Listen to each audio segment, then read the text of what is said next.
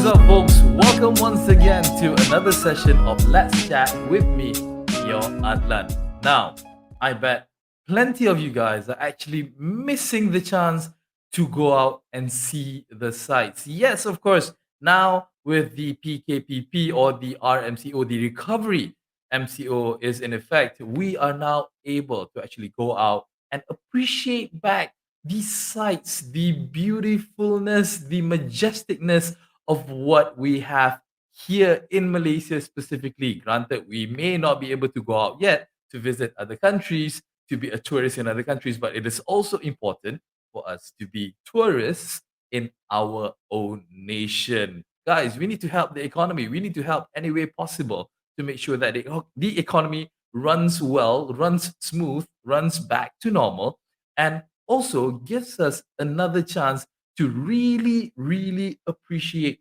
what we have here in Malaysia. And to talk more about local tourism and how the industry is going to be within these next few months or even 1 year, in fact, I have with me a very special guest. She is a travel blogger. She goes around. She's blessed with the opportunity to see what's new, what's out there. Ladies and gents, may I introduce to you Miss Lily Riani. Hi, how are you, Lily? Hi, I'm fine, thank you. Thank you so much for coming on to Let's Chat with Meor Addelan. Now, straight to the point, Lily. You are an avid traveler. You do your blogs, you do your vlogs, you do cover a lot of places, whatever it is out there in Malaysia. The past 4 months, how hard has it been for you not being able to actually, do what you love to do? Very, very hard because I love to travel. I've been traveling a lot, aside from house to work, right?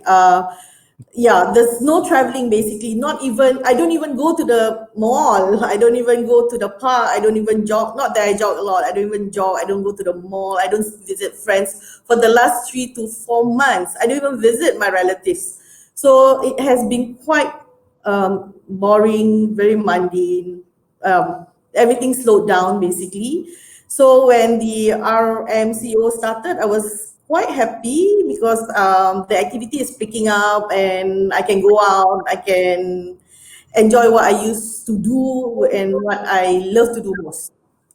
Yeah, exactly. As mentioned, you're an avid travel blogger. You've been doing this for quite a while now. And since the RMCO was in effect, uh, it must be like heaven sent, wasn't it? I mean, you're able to actually go out and really see the sights as it was before, like nothing ever happened. But there were definitely a lot of changes that has happened because of the pandemic that has been happening all around the world. Now, talking about the travel industry, the tourism industry, specifically in Malaysia, how hard has it been hit specifically to your own opinion? To my opinion, I think everything has slowed down, and some of it has even stopped in total. I can see some of the companies, the hotel has closed down. I went to Kwai Chai Hong in Taling Street yesterday. I see hotels being closed down, shops closed. Petaling Street has nothing. Basically, it's not open. It's not the hustle bustle of Petaling Street. It's no more there. It affected the tourism industry, the travel agency, the malls, the eateries, and many places, as well as the airlines. But what the government has been doing, yes, it has been announced recently that the government is giving a certain amount to actually help with the industry. But do you think it is actually enough, or there's something that we as Malaysians need to do to help these vendors, these hotels, these places to make sure that they exist moving forward? If you're talking about whether government has given enough, I think people will always say it will never be enough. We never have enough. We never happy with what we have. So that's as far as goes. But to me, I strongly believe that everyone plays a role in helping the tourism industry. Government do what they need to do, what they're supposed to do, and us as travelers, me as travel bloggers, and all of us as Malaysian, right? we need to help and can contribute as well. So it's not the role of the government per se, it's the role of everybody. Yeah, exactly. I mean, like, you cannot just depend on one party to do its thing, to do its job. We as Malaysians, as people, we also need to be responsible and contribute as much as we can, right? And talking about that, we just spoke offline that you've been recently invited to attend an SOP briefing in regards of how tourism would be handled during these testing times. So maybe you can share with our viewers what are the kind of SOPs, what are the kind of things that we need to be aware of, that we need to adhere to whenever we think about going to travel. I so just to give a little bit of a background, I attended many media trips before, managed by the tourism industry, managed by the tourism, state tourism, tourism Malaysia. This is the first media trip that I attended that it focuses on SOP during this MCO. I find it very interesting, so I agreed to participate because I do want to know what are the SOP being implemented in the attractions as well as in the hotels. So we stayed in one of the hotel in KL. We stayed in EQ. I'm not sure whether I can mention that. The SOP is the SOP basically impressed me. What happened is you have your normal registration, you need to wash your hand, you need to sanitize and stuff like that. So that's given. Everywhere you go, the last 2-3 months, it has been like that. But this hotel actually took one step further, whereby when you register, when you check in, they actually ask a more detailed question. Where have you been the last like 2-3 weeks? Have you met anybody who have COVID or something like that? It's like 3 to 5 questions to so that they can narrow down the search if anything were to happen. That's one. Second is I learned that in hotels you do not just do social distancing. They also have room distancing, whereby the room are actually they how should I say, they house the guests every alternate room, so they are at 50% or 60% occupancy rate. So usually if you have full house, every room is occupied, right? But during this MCO period, it's alternate room so that you don't mix around with the other guests. I thought that was quite thoughtful of them. Usually in their toiletry set, we get the normal shampoo, lotion, conditioner, soap, so on and so forth. But the hotel actually now provides sanitizer. That's one additional item that they included. And then the room is basically only be cleaned 2 days after the guest has left the room. And when they clean, they use a special detergent to clean all the bed sheet, the cushions, the pillow sheets, and so on and so forth. And they use the special detergent, and then the water temperature is at 60 degrees Celsius. If you eat in a F&B, the social distancing from one table to the other table is like 2 meters, if I'm not wrong. You know, the steps taken to ensure that the guests are safe and healthy coming in. You know how you go in, that's how you're going to go back home. That's quite impressive. But sorry, just to interject, Lily. Don't you feel that it's a bit of an overkill? What you should explain that it's like so much, isn't it? The things that the hotel is doing, how they are, observing the rules and whatnot. It sounds such an overkill, but I guess it's a necessity. You need to do this in order to ensure the safety and the health situation being properly managed well, isn't it? Exactly, because as a guest, if I'm a traveler, if I'm a business traveler, I need to know that I'm going to a country, to a hotel, safe, and I mean, I go there safe at this health stage.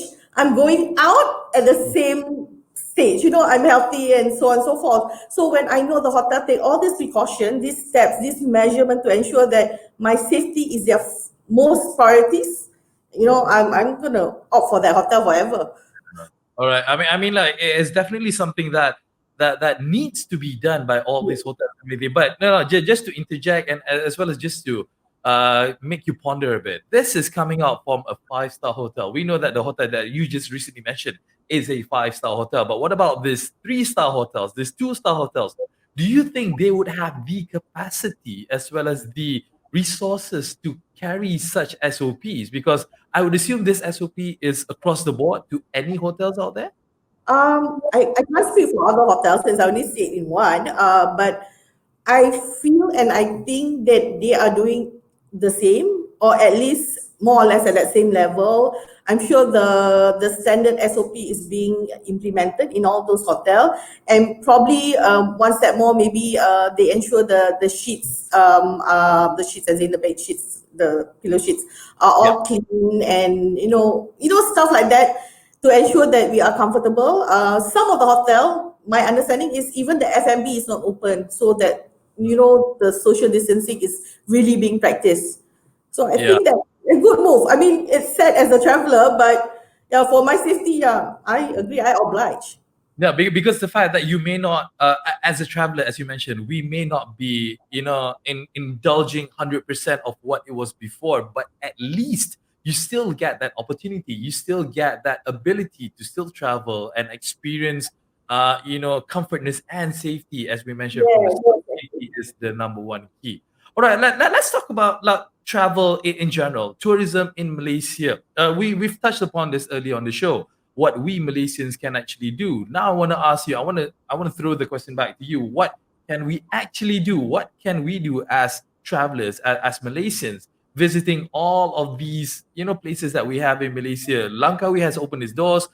Perak tourism has opened its doors as well. Everyone is trying to get people to come in. So what can we do to encourage the industry, the tourism industry, to get moving again? So this is just my opinion, yeah. First, I think we should support local. So we should travel locally, travel domestically. The campaign that has been shouted by the tourism, Cuti-Cuti Malaysia, yeah, we should Cuti-Cuti Malaysia. And Cuti-Cuti Malaysia is dekat je. I think that's one of their tagline, Cuti-Cuti Malaysia and dekat je. Yeah, we should follow that. And then buy local products, promote local destination, stuff like that, because we should actually build up our tourism industry. So we should support local all the way. That's one of it. Second is we should be our, how should I say, mini Malaysian travel ambassador.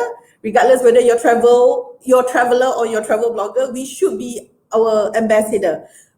We should shout, if you have social media platform, we should shout about our country, the hotels, the places, the products, the food, everything about Malaysia, because I'm sure everybody have friends from other countries, right? So that they know that you can come to Malaysia, you can start planning to come to Malaysia because it's safe. Our hotels actually take care of you.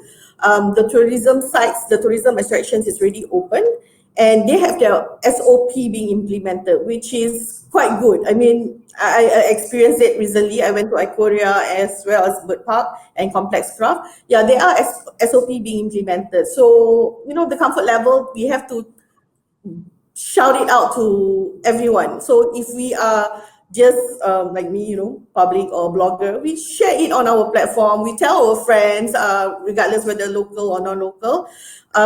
Yeah, for me, I blog, so I will write about the SOP. Yeah. That would be a new angle for me to write. Usually, I just write about stories. Now it's like SOP. Sounded so serious. Yeah, I mean, again, it's a new world out there, Lily. I mean, like how we are embracing it, how we are, experiencing it is definitely different. It's definitely something that we're not accustomed to. But then again, to ensure that we are still able to taste or to experience these things back again, there's ways for us to actually do it. There's always ways for us to encounter it. Lily, Riani, thank you so much for coming on to the show of Let's Chat. Really insightful, really lovely, and thank you so much for the explanation. I hope that the viewers really take it to heart and really understand to be a much better and more responsible traveler. Lily, thank you so much for coming on the show. Thank you. All right, folks, that was Lily talking to us about how can we become a much better traveler in this particular moment in time. So hope you guys enjoyed this particular session. Hope to see you guys soon on the next episode. Take care now.